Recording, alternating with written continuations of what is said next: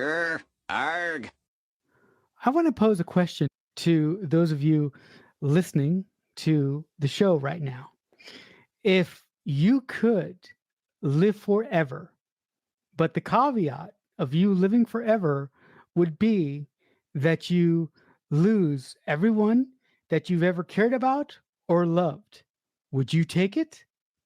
Food for thought. Anyway, guys, welcome to another episode of the Mixtape Podcast, the podcast dedicated to discussing film from a screenplay writer's perspective. I am your Major D for this evening's activities. My name is Marcelo Inostroza, joined as always by my fellow co-host, Dean Stark. And on today's edition of the show, we're going to be talking about the 2015 film, The Age of Adaline. So, with all that being said, I will shift it over to my co-host, as usual, to take us through this film step by step. I thought that living forever would be awesome. We were like, it'd be so awesome to go through all the decades and all the eras and stuff. Like, it would just be fun to see how the world developed. And then you watch this movie and you go, oh no. Because this movie shows the ins and outs of what it is actually like to live forever.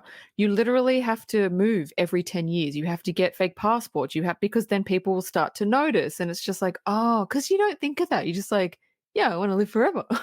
But you don't think of, it doesn't work like that. Like, it just doesn't. And for me, I wouldn't want to live forever without the people that I loved, because what's the point? You're alone. So what would you do? What do you think? I really think living forever would be cool for a nanosecond. Living forever would be really cool for like a decade. But then I think I would be a miserable immortal going around like Spike trying to create mischief, because I know that that anything that happens to me in my life isn't going to matter. I would even I would even try to get myself arrested and try to get myself sentenced to life in prison.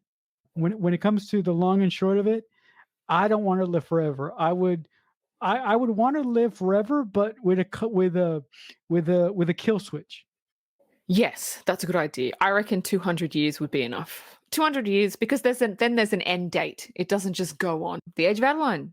It was directed by Lee Toland Krieger, and it was written by J. Mills Goodloe and Salvador Paskowitz. And if you like our channel, please subscribe to us. We love our subscribers. And if you want to listen to us talk about movies from a screenwriter's perspective, you could subscribe to us. So The Age of Adaline is about a young woman born at the turn of the 20th century. She is rendered ageless after an accident. After many solitary years, she meets a man who complicates the eternal life she had settled into. I don't know. I'm going to put this movie out there. This movie, have you seen a movie called Tuck Everlasting? No, I have not. This movie sounds like Tuck Everlasting. That movie makes me cry every single damn time at the end. So if anybody wants to see that movie, it's got Alexis Bledel from Gilmore Girls in it. So anyway, opening scene. Sold. I know. Sold. That's all you had to say. I know. Opening scene of Age of Adaline. Now, I've written this as the opening scene, but there's about 5 or 6 really, really short scenes to kind of get the story going. So I'm going to read them all in succession really, really quickly. So Adeline goes to an apartment block and she meets a guy who is making her fake passports. And she grabs the passports, goes back to her place, and we see that she's moving. She jumps in a cab and she goes to work at a library. And her boss tells her some old newsreel archives are going to be digitized, and they've asked her to get it ready to be shipped. So she pulls out a newsreel that says 1906, and she watches the reel. Now, as she's watching it, there's a voiceover, and he says Adeline Bowman, which is Blake Lively's character. This is Adeline. Was born in 1908. In 1929, Adeline met Clarence James Prescott. and married him, and they had a daughter who they named her Fleming. In 1937, her husband died in a work accident. 10 months after his death, she had a car accident. The car ended up in a river. Her heart stopped because of the cold water, and then a bolt of lightning struck the water, sending electricity through the water and restoring Adeline's heart. We see her crawling out of the water, and because of those events, she is now immune to aging. Now, that's just in the first 5 minutes. It's a pretty good succession of scenes to kind of set up her character and set up the life. When she puts in the newsreel and the voiceover comes by, we get this exposition dump. I understand why it had to happen. They did show us with the voiceover, and they did say some kind of scientific terms to. It wasn't just like, oh, she was in the river, lightning struck, and now she's ageless. They did go through scientific things that I didn't write down because I do not understand any of it. So it kind of did make sense how she doesn't age, but you'd have to watch the movie if you haven't already. But what did you think about the setup, the exposition, her character, everything? I really like the opening scene to this movie when Adeline goes to this young kid for her new passport. And the thing I love about it is the way that Blake Lively enters his room, because he has a set of baseballs in his room, and his set of baseballs has one name, but after the guy makes her the passport, he gives her another name, and then she sort of asks him why is he doing this, and he gives her sort of this nonchalant answer, and that's when she says, if you're going to do this, the small the small details make sense, and if you focus on those, you won't get caught. That's really, really interesting. But to address your question on how the voiceover with the visuals is handled in this movie, I think it's a little bit too much. I really think that this movie Yeah, could have it's been. overdone.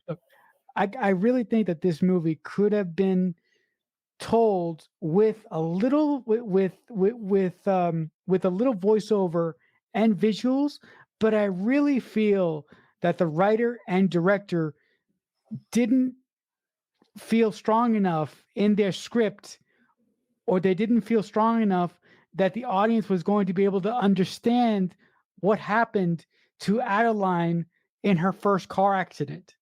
Even what happens later on, I'm like, guys, you don't have to do this. We get it. The scenes that illustrate Adeline's early life, I thought you could have just done with music and Blake Lively, who I think this is her best role. Um, just giving these emotional looks on her face. You don't have to Mm. give us voiceover. That's unnecessary. Just show us. Be Yeah. confident. Be confident that the audience will be able to understand what it is you're trying to communicate. Yeah, I didn't think the voiceover was bad. I didn't think the exposition drop was bad.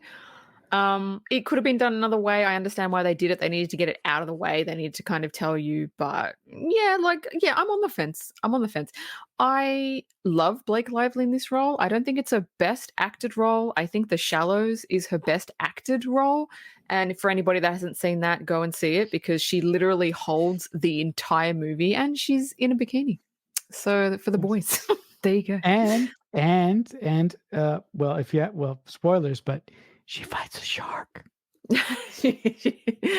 Spoiler alert, she fights the shark. She wins.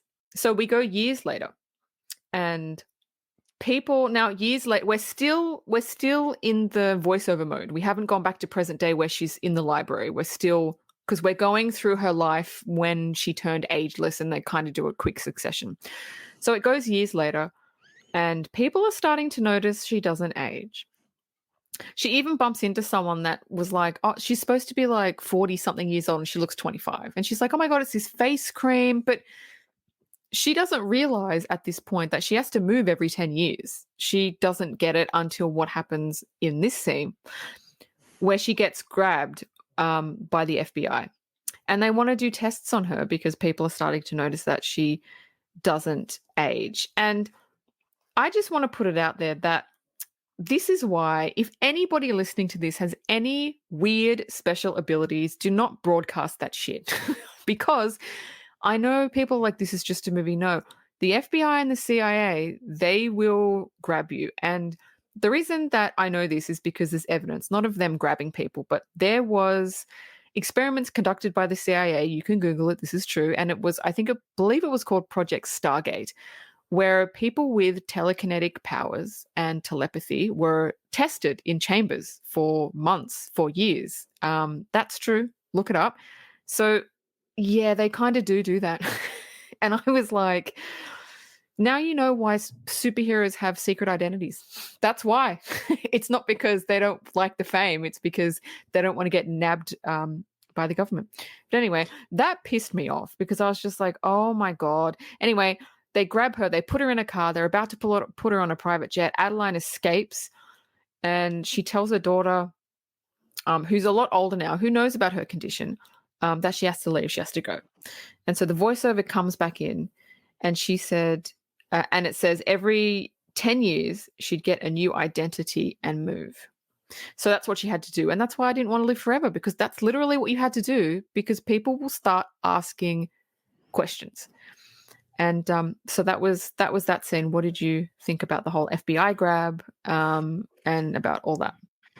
Yeah, look, guys, just really quickly, as much as I love my country, the CIA and the FBI, they do some shady shit.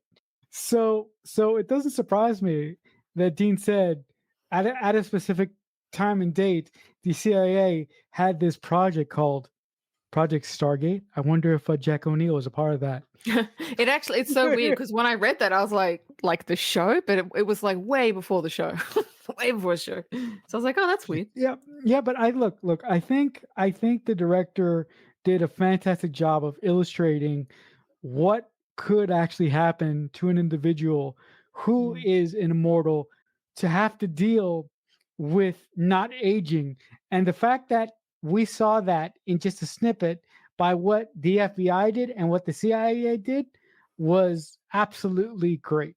I feel like that too. That scene really got to me when they grabbed her. It really oh man, I don't know, man. I felt it. It was traumatizing. It was because really... I was just because I don't like. I'm like you. We're the same. We don't like bullies. No, Don't like, and I felt like she was being bullied and she'd done absolutely nothing wrong, and it irks me. So anyway, the next scene, Adeline is, we've gone back to present day. Adeline is now at a New Year's Eve party, and a man walks in the room, and his name is Ellis, and they lock eyes, and they look at each other, and you can tell there's something, but they don't know each other. Later on, when she's leaving, they bump into each other in the elevator and introduce themselves, but she ends up basically brushing him off. And you find out kind of later why she's brushing him off, because she's immortal. And like, no, fuck that. But anyway, what did you think about the first meeting of Adeline and Ellis? I really love the first meeting of Adeline and Ellis, and I really, really like it that after Adeline sort of made these rules for herself and made this path of how she's going to deal with going through life as an immortal. I really like it that before she goes to the party, it's said by voiceover again that wasn't necessary. She was a couple of days away from 60 years of staying to her method until she went to a New Year's Eve party. The chemistry between her and Ellis was fantastic, and I really felt that was the writers laying a hat on the ground that was going to be picked up later in an interesting way. It was picked up, but I really wish that they would have done more with that. They kind of pick up the hat, but then they kind of throw the hat away, and it leads to something else, which opens up more questions, frankly. Yeah, look, I didn't feel that Adeline and Ellis had great chemistry, like the actors. I felt like she had better chemistry with young William that comes along later when we go back to the 60s. Way more chemistry with that guy, and he was only in like 2 scenes. Right. But anyway, I'll explain why when they have more scenes together. So now she meets up with her daughter for lunch, and her daughter is 70 years old now, because Adeline doesn't age, Oof. in case you didn't know. And look, they just chit chat. There's nothing special about that scene. It was basically just to show her daughter is now older. Yes? No? Was there something that I missed in that scene? No, her daughter is basically her reason to live. And Yes. I think it would have been really interesting if in that conversation her daughter said, "Listen, I went to the doctor last week and they found something and I'm going to die." It would have been really interesting to see how Adeline as a character would have dealt with that, and I think that it would have added another layer of weight when it comes to what her daughter asked her to do later on in the film that has something to do with going out there again and falling in love, even if you're an immortal.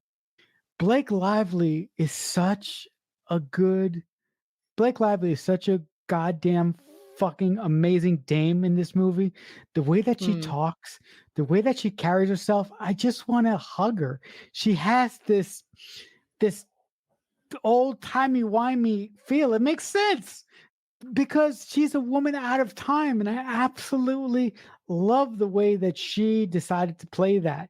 I mean, I agree. I feel like her daughter should have had like a terminal disease. Not that I like, not that I want to see like depressing shit, but it would have bumped up the stakes a little bit for Adeline.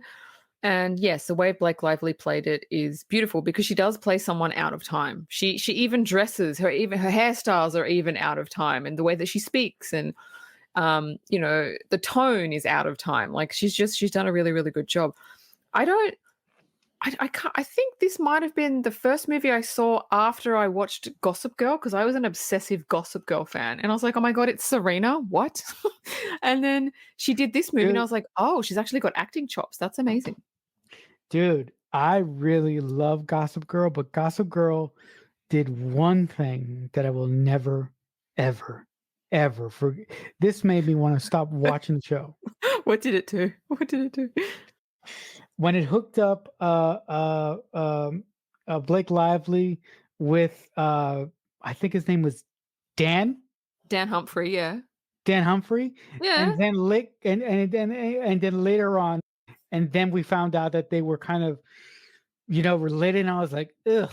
Oh, that was so bad. And I'm like, no. Anyway, moving on. Fucking moving on. Where the fuck am I? Oh, okay, here we go. So the next scene, Adeline is at work in the library. When Ellis walks in delivering some books. Now, you might be thinking, how the fuck does she know? How the fuck does he know where she works? Well, the writers have covered this sort of. It's passable, not enough for me, but it's passable for like the normal viewer. So because she goes, "How do you know where I work?" And he says he's on the board and spotted her coming out of a meeting. Is that it's not enough for me. It's just like the writers had to think of something and that's what they did. So did they did they show that no, no, because later in the film they go to a flashback and I'm like, they didn't even show that. So nope, I'm with you. That doesn't work. That it that, doesn't that work. that's the writers wanting to push the story forward. Unfortunately, Yeah.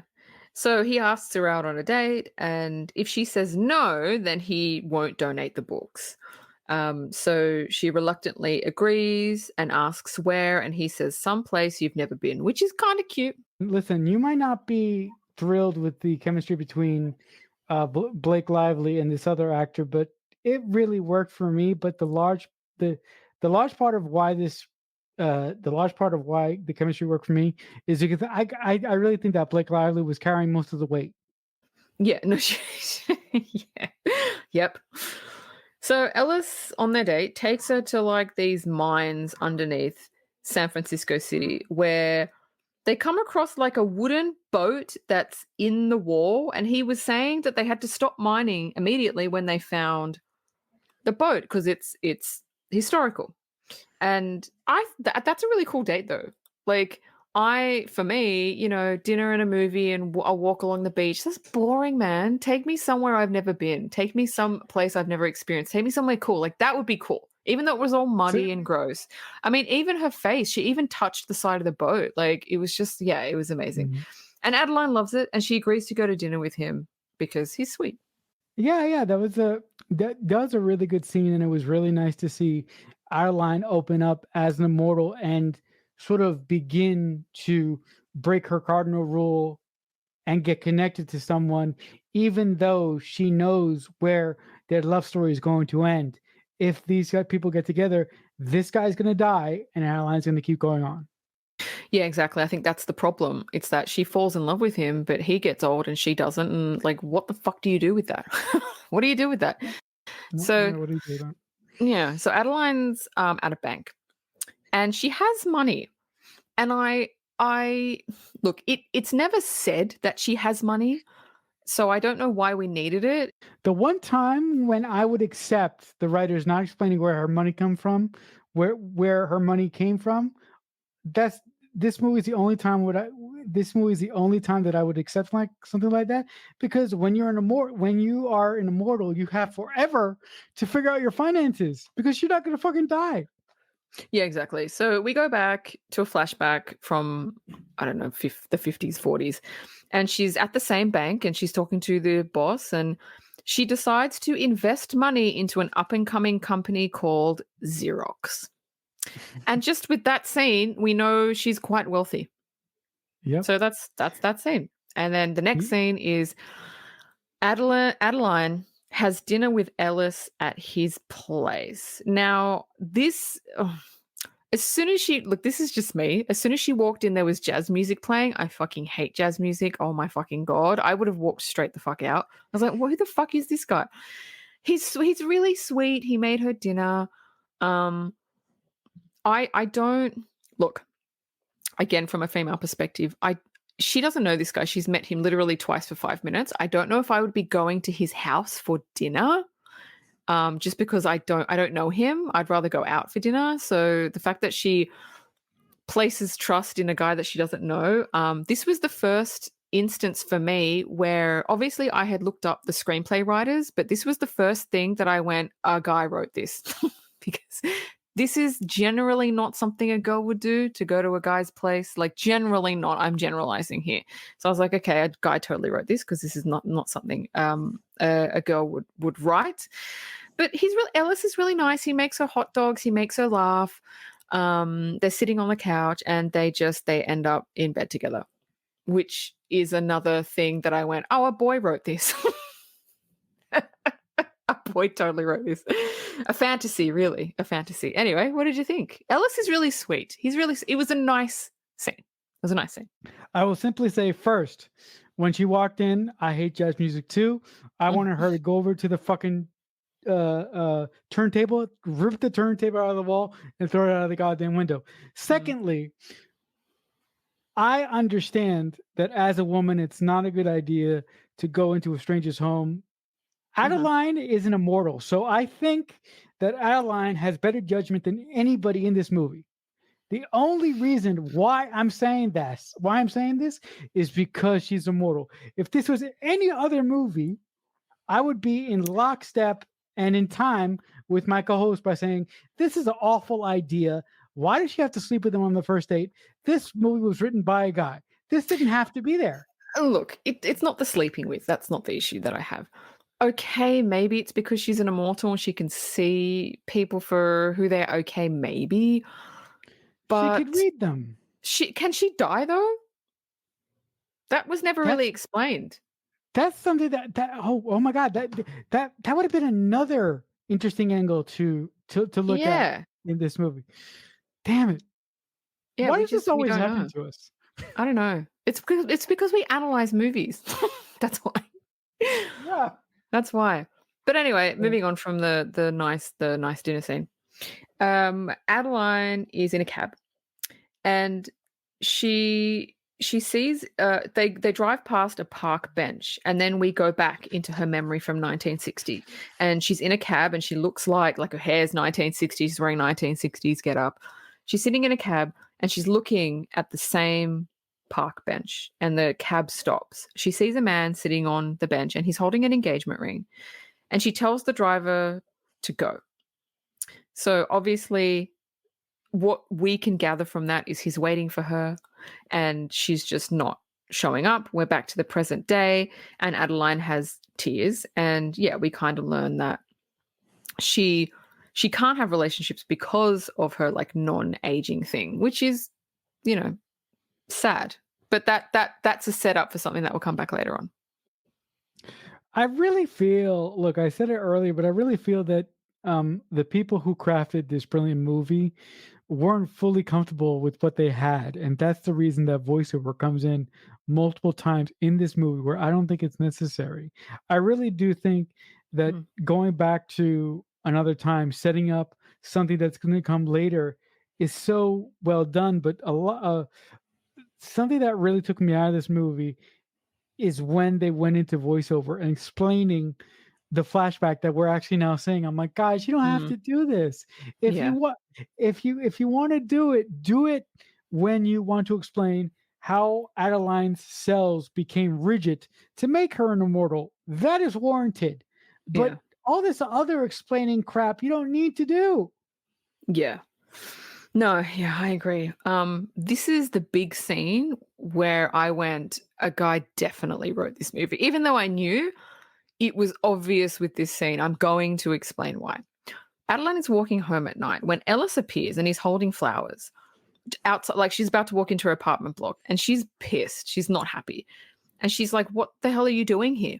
And he says, "Oh, I got your address from your work," which is totally illegal from her work. Her work cannot give your work cannot give out your address to random people. Um, and he goes, "I've left messages, but you didn't respond, and I didn't know what to do." This really didn't trigger me, but it really annoyed me because I have had this done before. The same scenario where there was a guy that came into my work and he liked me. I didn't like him. So that was the only difference. I didn't like him.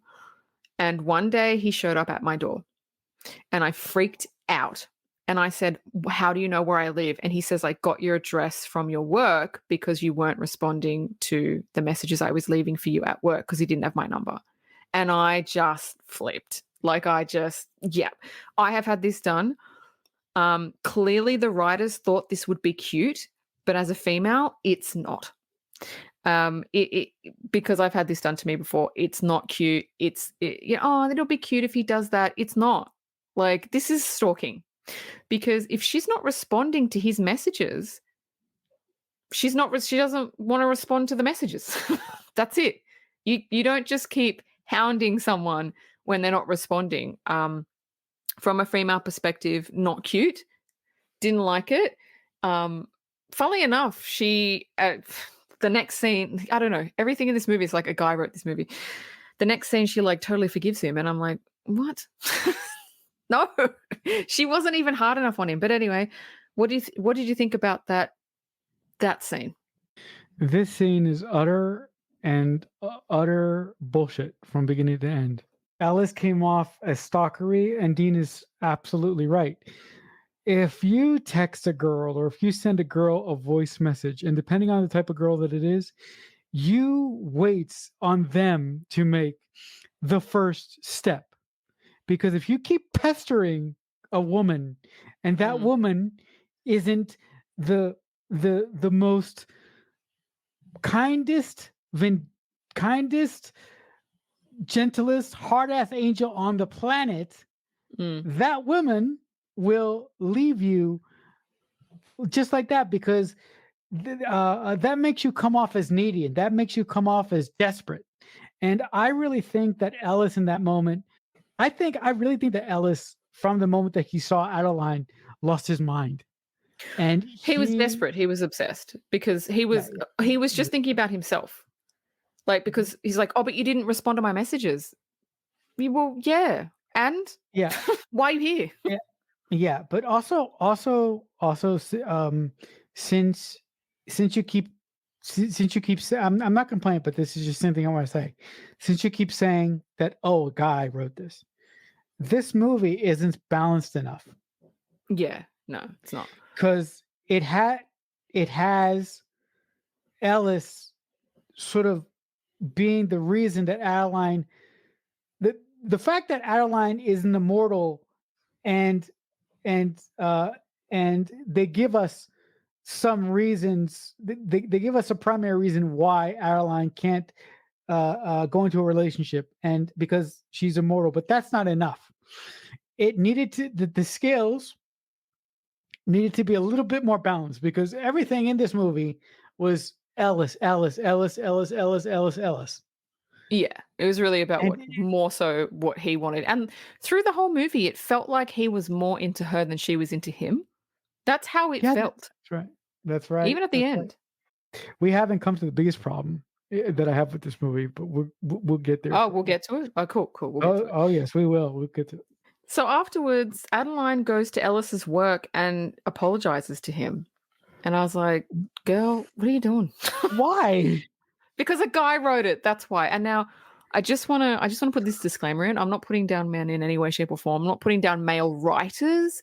I'm just saying that sometimes when you can tell when a guy writes a movie, even if you don't know, and you can tell when a woman writes a movie, even when you don't know. I've watched movies where I've gone, oh my God, a woman totally wrote this, right? And you look it up, it's like, yep, because sometimes we don't understand how to write from another gender, and we end up doing guessing work, and through that guessing work, it's obvious that it's written by another gender. So I just wanted to put that out there. I'm not putting guys down, but it's true. As a male writer, the best thing that I find is that to find an anchoring point and to build Yeah. from there. So Yeah. I always try to pull from reality, which helps me write my female characters better. Yeah, I mean, look, nobody can be Stephen King. He just No. writes from a female perspective so well, it's fucking weird. Yeah, I mean, look, nobody can be Stephen King. He just No. writes from a female perspective so well, it's fucking weird. So, but anyway, the next Yeah, scene, he's crazy. she's crazy, but in a good way. She goes to his work, fucking apologizes, and says she wants to take him to a date somewhere he's never been before. Takes him to an old warehouse with old, like, 1930s cars, which is really cool. She explains it was the first movie theater in the 1930s.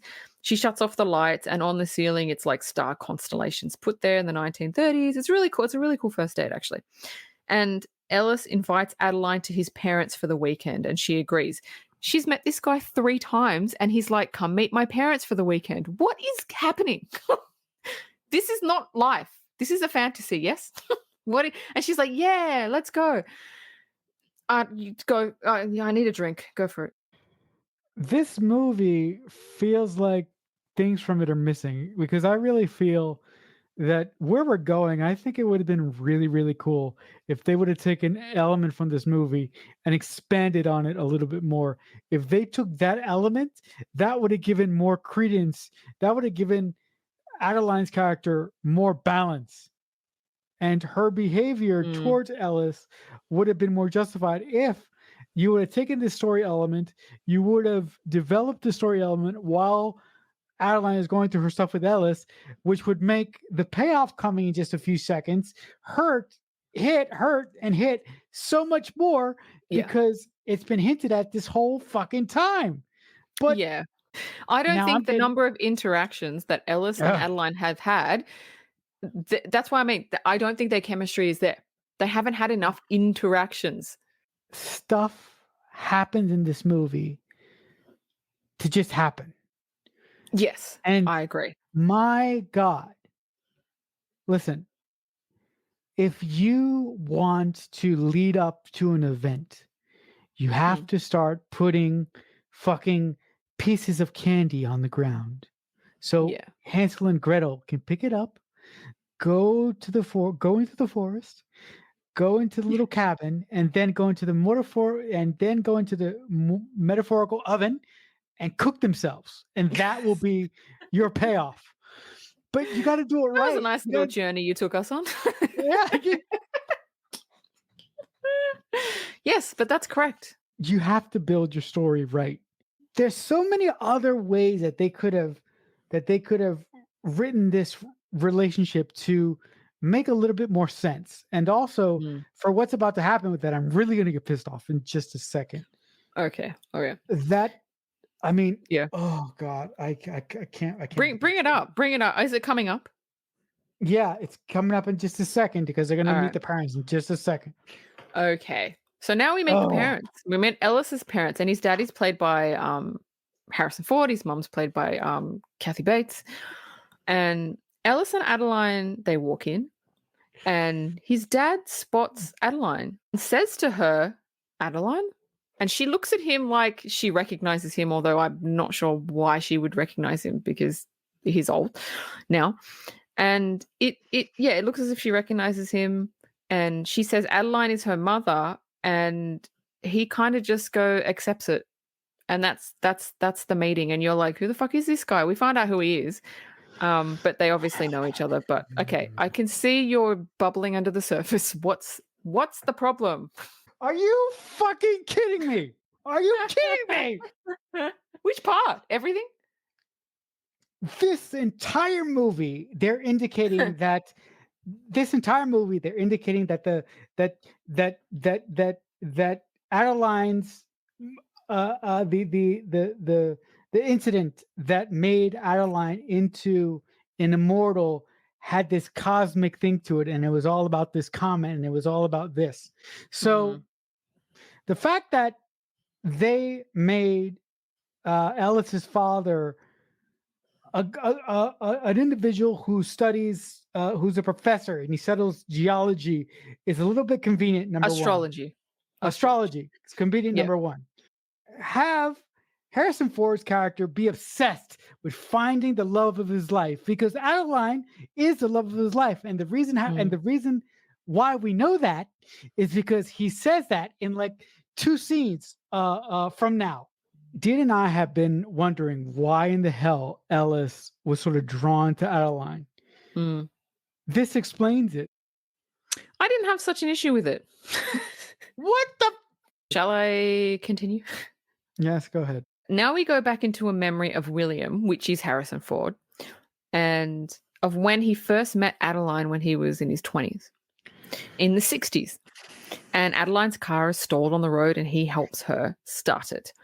And it shows a montage of them basically being in love, being in a relationship. You know, they're really cute. And then, you know, they're sitting at the breakfast table when William Harrison Ford starts talking about Adeline. And you can tell that he loved her a lot. And his now wife gets the shits because she can see how much he loved her, even though it was 40 years ago. So there's no need to be fucking jealous, right? This is true for everybody. You can have multiple loves of your life, but there's always that one. There's always that one person that will be at the top. For him, Adeline is at the top. Doesn't mean you can't love other people. He still loves his current wife, but there's always that one. I don't care if someone says, no, that's not true. No, there's always that one person. No, and also there's always that first love. This scene at the table where Harrison Ford's character goes over how much of an impact Adeline's character had on his life almost made me cry because I am so lucky that I have an individual like that in my life. I praise this individual. I wouldn't have been able to understand the potential that I had within myself to become a better version of myself. And all of those memories came back while I was watching this scene. The family is playing Trivial Pursuit that night, and Adeline keeps getting like obscure questions right, like when was the hula hoop invented? But of course she would know all this shit because she's like been alive for like a while. And they're like, oh, okay, well that seems a little bit weird. It never really came. The first time I watched this, I thought that it was going to be like a point, like they were going to start getting suspicious, like how does she know all this? But that never really came around. It was a bit weird. Also, I don't like how suspicious Harrison Ford's wife was of him after she was just Adeline annoying. Yeah, she was just annoying. Super annoying. But also, I really feel that um Ellis's father figuring out that Jenny was actually Adeline happened a little bit too quick, and that's why I feel that Harrison Ford should have been peppered throughout this movie. To your question, to what you just said, I don't think he found out too quick. Because when she said, "Oh, Adeline's my mother," I mean, you can have resemblances, but she looked exactly the same. And that flipped him the fuck out. It made sense because I would do the same thing. I'd be flipping through photo books. I'd be going back and looking at old movies, old everything, like, because it's your lost love that you never saw again. So I would be kind of doing what he's doing. I didn't think it was too quick. But Adeline decides to step outside. William is there. And we find out finally that he was the man sitting on the bench with the engagement ring that she left. And Adeline tells him that she loved him too, but she said, "My mum loved you too." And that's it. We just look. It could have been, that reveal could have been bigger. It could have been done better, rather than it felt really flat.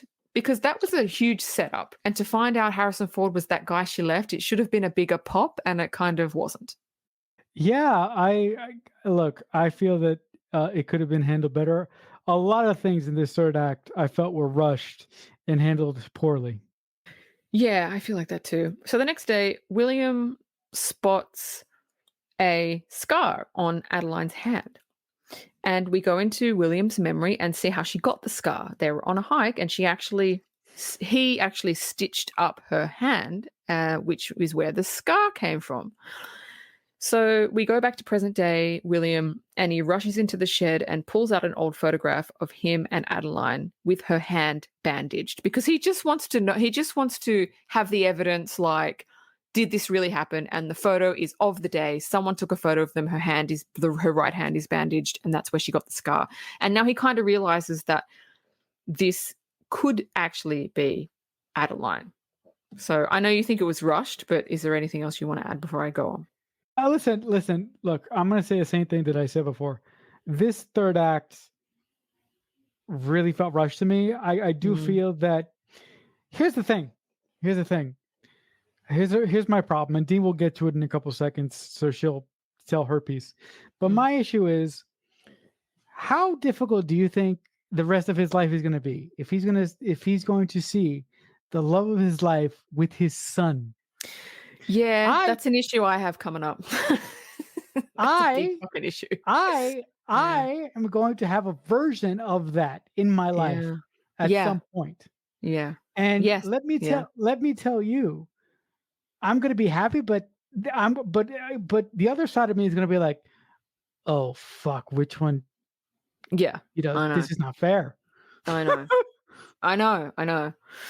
Yeah, I'll talk about that in a sec. That's an issue that I actually have as well. So William confronts Adeline, and she admits the truth that she is her, and that she didn't want to leave him there, and that she doesn't understand why she doesn't age. Like, she doesn't know why, and that's why she left him there, because she didn't want to, like, get into a relationship with him where he aged, she didn't, blah blah blah.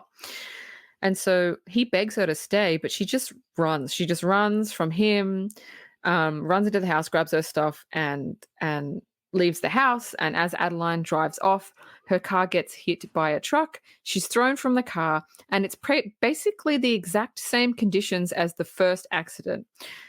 She gets thrown from the car, not into a lake, but it's cold. It starts to snow. Her body temperature lowers. Her heart stops. And instead of a lightning strike, someone calls the paramedics. The paramedics defib her chest, which kind of simulates the electricity from the lightning. And she opens her eyes to Ellis, because Ellis is caught up in the car with her and the paramedics. I like it. I like how it did the same thing from the beginning of the movie. It wasn't explained. It was very random, though. It wasn't explained. The first time, okay, it was random, but the second time is just very coincidental. Yeah. It's like she meets someone she loves, and then she has this, and yeah, it's just coincidental to me. Yeah. Also, in just a couple of seconds, they're going to mention a comet, and they're going to mention that Henry, Ellis's father, was, you know, obsessed with that comet his whole life. And I'm like, Mm. what the fuck? Oh, so this comet caused this lightning? What is it? The No, comet I or knew what. No, lightning? but I don't think the comet has to do with anything. Because Harrison Ford's character is an astronomer. He discovered a Yeah. comet and named it after Adeline, but I don't know if that has to do with anything. What does that have to do with it? So you're telling me that the comet passing Earth didn't affect the weather conditions that ended up that ended up being the lead up to Adeline having the second accident that that rejiggered her aging process again? It could have, but if it did, it was very coincidental. But it could have. It definitely could have. Okay. But yeah, it should have been explained more because it was very much the comet It happened was at the beginning of the wishy-washy. movie, and yeah, it was wishy washy. It was just like, oh, okay, there was. I wanted more information on the astronomy side of things, just to sort of grasp it because it was just very coincidental to me. Ellis visits Adeline in the hospital, and she tells him that she loves him and tells him basically everything. T- Two things actually fucking get me. She tells him everything. And he seems to take it weirdly fucking well. Even when her 70-year-old daughter walks in, he just takes it really fucking well. I okay. he didn't he didn't respond. You didn't see his reaction. It was just like, oh, he's totally cool with it. And what? He's totally cool with the fact that she used to sleep with his fucking dad? Like, that's okay? And like you mentioned before, Harrison Ford is totally cool with the love of his life sleeping with his son. Like, that's okay. These are, I actually really like this movie, but these are huge oversights, I think. Yeah. Also, I really feel that the writers wanted to incite sympathy for Harrison Ford because after that scene, they show a scene of Harrison Ford's character and his wife's character having uh, Yeah, which was um, pointless. a anniversary dinner. I'm like, so what's this? Yeah. Oh, you're Yeah, putting this what is here to this? illustrate. Yeah. What is Oh, this bullshit? you're putting this here to illustrate to the audience that that Harrison Ford's character is over Adeline. Bullshit. Just a Yeah. bunch of bullshit. No, it's a bunch of bullshit. It's such a bunch of bullshit. Yeah. So after that, we go 1 year later, which, look, it should have been further than that, but okay, 1 year later. Adeline and Ellis are getting ready to go to a New Year's Eve party when Adeline, yeah, she looks in the mirror and she notices a white hair amongst her blonde locks and she pulls it out. I'm not sure how believable this is to show the audience that she's resumed aging. I understand they had to show it and they couldn't exactly give her wrinkles, but giving a 25-year-old one white hair to me signified that now she's resumed aging, it's going to speed up. That's what I got out of it because that's not normal. They could have thought of another way to show it because literally 2 seconds later, when she walks out the door with Ellis, there's a voiceover saying after her recent accident, she's resumed aging. So they tell us anyway. That's literally the end. And then you see the comet like going over, and yeah, that's the end. That's the end of that. It would have been cool if she went to the doctor. How did she? So wait a minute. I don't want to think about that. It should have been 10 years later, not one Yes. year. It should have been 10 or 20 years later. And then you can see she's aged. That's what it should have been. Yes. And they've I got will kids accept. and great. Yes, I will accept 10 years later. 20 years later, for me, it's a little bit much, but I will accept Okay, 10 years. 10 10 years years. later. Yeah. The whole comet thing going by, I thought was useless. Mm. I would have tied that whole thing into a storyline that doesn't exist in this movie. Yeah. But if you've actually listened to our show before, when we talk about movies that we don't that we like, but we feel have problems. I spent half the movie rewriting it in my own head, and I feel that Yeah. I unjustly did that with this movie, and I feel I'm okay with it, but I feel kind of bad that I did that. Yeah, because it's a good movie. It's actually a good movie. There's just nitpicks here and there, but it is actually good. But that's the end of the movie. So if you've got nothing else, What do you say? Go to your trivia. yes, to my trivia. So first point of trivia is Natalie Portman turned down the role of Adeline. Okay. I think she would have been good. Yeah, but but I really think that Blake Lively did a bang up job with this movie. Yeah, she did. Katherine Heigl was actually attached to play Adeline, but she dropped out at the last minute, and they had to quickly get someone, and they got Blake. Katherine Heigl. Look, I love Katherine Heigl because of Izzy Stevens, but dear God, heavens, no. Yeah, probably would have been great. No. Blake Lively was actually 2 months pregnant during filming. Oh, so that's why she had the glow. No, that must have been it. That must have been it. Okay, the last piece of trivia I have for you. The actor that played young William, the director found him on YouTube because he does impersonations, and he saw him doing a Harrison Ford impression and asked him if he wanted to be in a movie and make out with Blake Lively. And he said yes. Cool. Good on that kid for making a YouTube video and Hollywood calling because of it. Because sometimes, guys, you don't have to do anything. And so somebody just recently reminded me of this earlier this week. It's funny because that guy auditioned for the role of Han in Solo. the movie Solo. Yep. And everyone knew who he was, and they're like, oh my God, he's going to get it for sure because he looks like Harrison Ford, he sounds like him, and then that other guy got it, and people were like, what? Because Hollywood does what Hollywood fucking does. That's why. That's the end of my trivia, and so I'm out. Yeah, listen, guys, if you like our madcap energy on the show and you want to send us emails, you can just email us you can just send us an email at themixtapepod@aol.com, or you can subscribe to our YouTube channel at youtube.com/the Red Wall Podcast. So if you are going to come back, wait. The Red Wall Podcast? Wrong podcast, babe. Oh my God. Try that again. For next week's episode, which happens to be our series finale, I will just say one thing, and then I will tell you, and then I will just say one thing. It's the season finale. I did. I said that. You said series.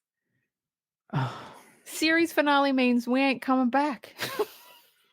God. Just no, wait a minute. Satan, help me get through these last few minutes. Satan, help me. Oh wow. Oh my God. All the Catholics are like fuming right now. Take 36. Fucking hell. With that all said and behind us, if you come back next week for our season finale, we'll be talking about the classic film A League of Their Own, directed by the one and only Penny Marshall. So until then, I will simply say, if someone is ever kind enough to make you a mixtape, that must truly mean that they love you. The Mixtape Podcast is a Balloonhead Productions presentation.